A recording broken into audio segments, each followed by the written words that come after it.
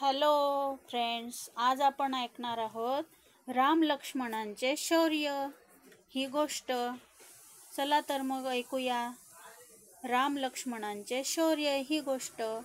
राम लक्ष्मण भरत व शत्रुघ्न यांना वसिष्ठ ऋषींनी शिक्षण दिले.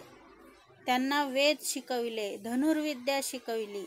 त्या सर्वांचे एकमेकांवर फार प्रेम होते. लक्ष्मण, भरत व शत्रुघ्न रामाला देवाप्रमाणे मानित. एक दिवस विश्वामित्र ऋषी दशरथ राजाकडे आले.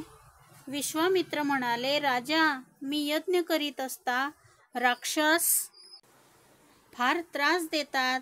यज्ञाचे रक्षण करण्यासाठी तू राम व लक्ष्मणाला माझ्याबरोबर पाठव.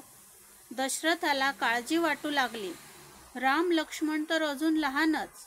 ते अरण्यात राहून भयंकर अशा राक्षसांशी युद्ध करणार, हे त्यांना जमेल का? पण वसिष्ठ ऋषींनी दशरथाची समजूत घातली. राम हा भगवान विष्णूंचा अंश असल्यामुळे त्रिभुवनात रामाला कसलीही भीती नाही, असे वसिष्ठ ऋषींनी दशरथ राजांना सांगितले. दशरथाने राम व लक्ष्मणाला विश्वामित्र ऋषींबरोबर पाठविले. शरयू नदीच्या काठाने जात असता वाटेत मोठे जंगल लागले. तेथे वाघ, सिंहासारखी जनावरे होती. तेथे त्राटिका नावाची भयंकर राक्षसी राहत असे. ती जोरजोराने धूळ उडवीत चिडून भयंकर गर्जना करीत येत होती. विश्वामित्र ऋषींच्या आज्ञेवरून रामाने एकाच बाणाने त्राटिकेचा वध केला. त्यामुळे विश्वामित्र प्रसन्न झाले.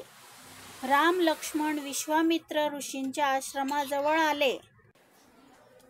विश्वामित्र ऋषींनी यज्ञ सुरू केला. कित्येक राक्षसांनी त्यांना त्रास द्यायला सुरुवात केली. सुबाहू सारख्या बलाढ्य राक्षसाला व इतरही अनेक राक्षसांना रामाने ठार केले.